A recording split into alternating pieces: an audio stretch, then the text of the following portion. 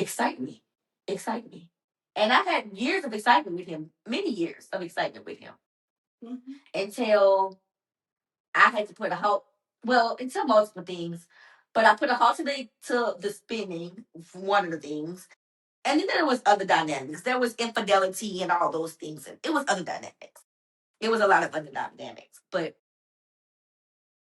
yeah. So now I'm in my late 30s. So 30, early 30s. Now in my late 30s, and we split up. We divorced. But I think there's something to be said about the feeling. Um, and everybody's got their positives, if you will. But I think there's something about allowing yourself and having somebody that awakens it. Mm-hmm. Pulls it out to share it with. Especially like if you've never been on dates before, for instance. Yeah. I had never been on a date before. I'm in the country. You don't date. You just, and but at that time, especially you wasn't dating. You just, hey, you want to go eat to Burger King or whatever. I wasn't. Somebody was taking me on dates. You're being courted. Somebody was like, let's fly to Miami. Let's do this. Let's do that. Let's do this. Let's do that. Let's whatever. Those were things that I had never. My first fight was with this person. Those were things that I had never experienced before. Mm-hmm. And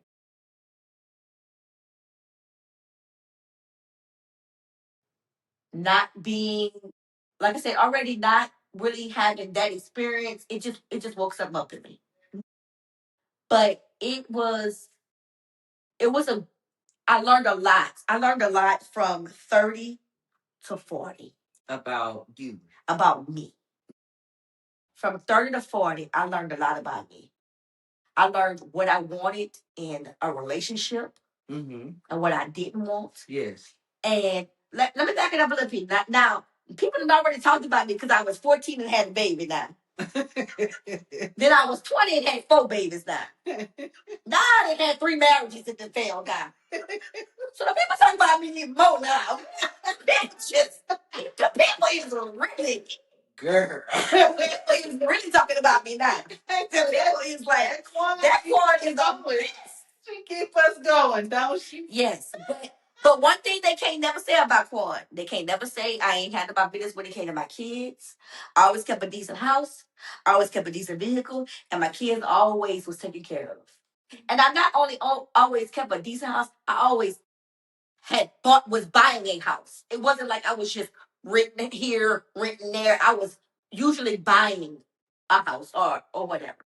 And for us, that makes a lot of difference. I've seen some people though they're okay with renting, right? For the rest of their lives. Yeah, they are quite all right with that, and it can be a feat depending on where you. Even if I buy a house and I sell it tomorrow, I still didn't rent that house. I still got equity or some money back from that sale or that purchase. You know what I'm saying? Yeah. So that was always my mind frame. So if I bought a house for 100,000 in 5 years, if I can sell it for 150, I made $50,000. Yes. And I basically lived here for free because I done sold it. You know. So yes. But now they got other dirt to throw on me because I done been divorced 3 times now. That is a mind frame to have, and I mean, if you sit back and really just even think about the divorces, you still finding out. You're still finding out. Yeah. This is the path it took for you to find out what you want out of life. Yeah. What kind of partner you looking for. You just happen to end up marrying them. Yeah. So between 30 and 40, I experienced most of my life between 30 and 40. I traveled, I saw a lot, I experienced a lot, I learned a lot, I failed. I learned from my failures more than I learned from my failures in my 20s. Mm-hmm. I reflected a lot, and I was about 39, and I wrote a list of, was I 39? No, I was younger than that. 2014, we split up. So I was about 37 or 38, and I wrote a list of what I wanted for myself, what I wanted to change in me, what I wanted to see change in me. And if I ever got another mate, what I wanted that for that mate, what I wanted that mate to be like. The attributes I wanted of that mate. Yes. And I wrote that list down. And I never gave up on love because I know that people try to make you feel guilty. Oh, but you've been married all this time and you done done this and you done done that. People try to make you feel guilty and feel like you shouldn't be cared about. But you can't make me feel like nobody don't love me. You know, I know that I'm a good person. I know that I mean well. I know that a lot of things that I went through in life was not always my fault. Now I take my lick when it's my fault. Because number two husband was my fault. Because I left for number three, living in the days, okay? But you I deserve love like everybody else deserves love. Right. So I wrote down what I wanted. But I had to change me first to get what I wanted. Then here come husband number four. Okay. And we've been together ever since. Oh. How long has that been? So we started dating. Well, we're not really dating. So we've been knowing each other since the fourth grade. Since forever. Since elementary school. But we started like conversating back and forth in the end of 2014, the beginning of 15. But just as friends, just talking. He was going through some things at the time, and I was going through some things, and just talking and all that. And then in 2018, we decided to make it official, and we've been stuck like glue ever since. What a list you made, huh? I made a list. What's some of the things you think that if you want to share, you worked on as far as you're concerned? For me, I worked on. I have the tendency of putting all of me into other people when they don't put all of. They don't put all of them into me. Not reciprocated. It's not reciprocated.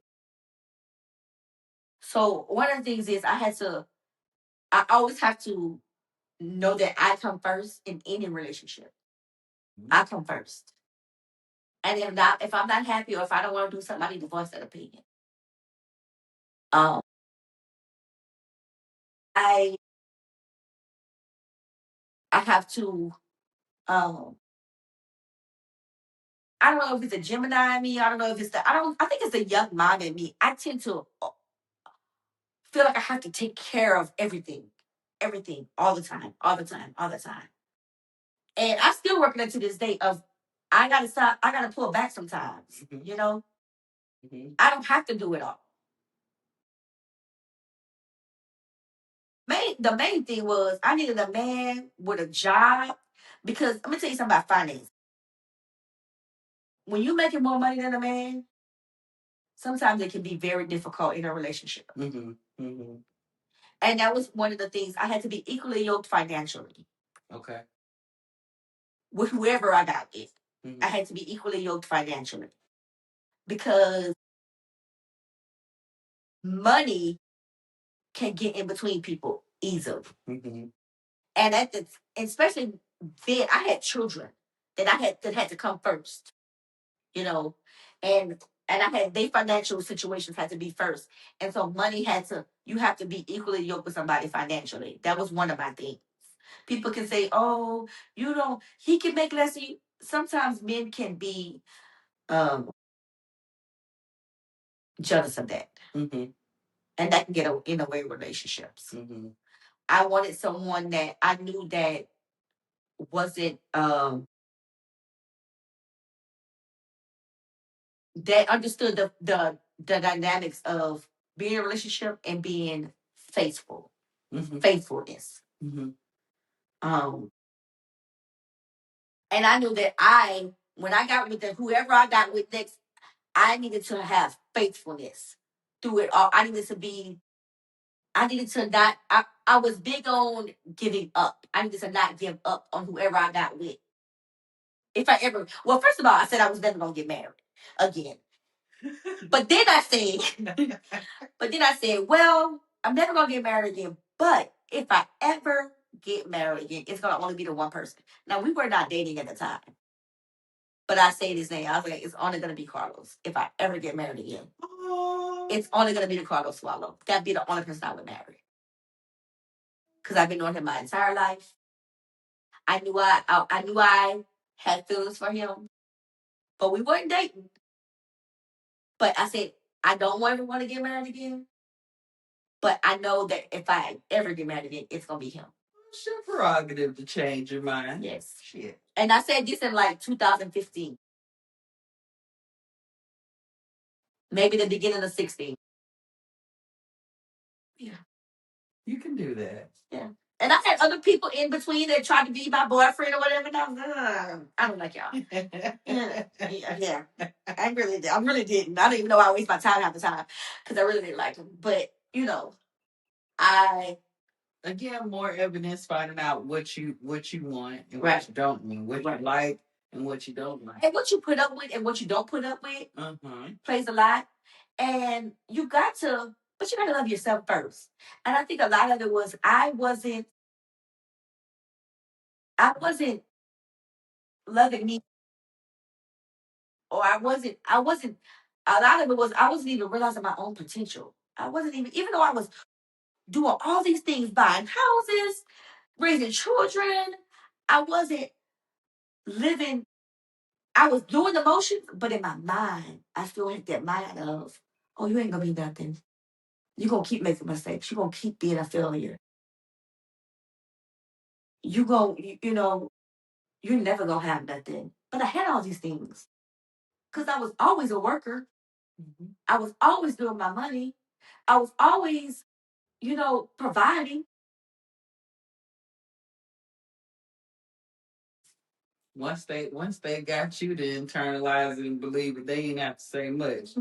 Because now, as they say, you could be your own worst enemy. Right. Not even fully enjoying all of the fruits of your labor. Right. Yeah. And it just stems from, and it was the teenage pregnancy, but it was other things too prior to the teenage pregnancy. It was just my dad he was not there and he was on drugs. People would now they knew my dad was on drugs. They knew he wasn't there. Oh, where your dad at? Oh, wait. I'm a child. How do I know where he's at? Like, what are you talking about? Grown-ups. Grown-ups can tear children down. I think it's a common misconception. And don't get me wrong. Little kids, the motherfuckers is horrible.